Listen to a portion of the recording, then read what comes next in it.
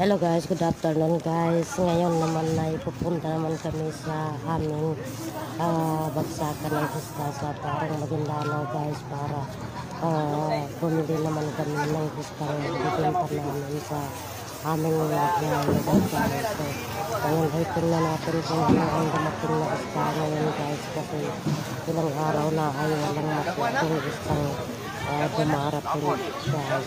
So yan na ang ginagawa namin araw-araw guys ay pumupunta kami dito sa bagsakan ng isda para bumili kami rin ng minsan ay dalawang box, isang box kasi mahal naman talaga yung isang box lang guys. Tapos ibibinta namin yan ng per kilo sa buong sa bahayan guys.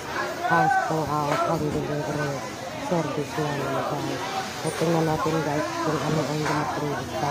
Let's go!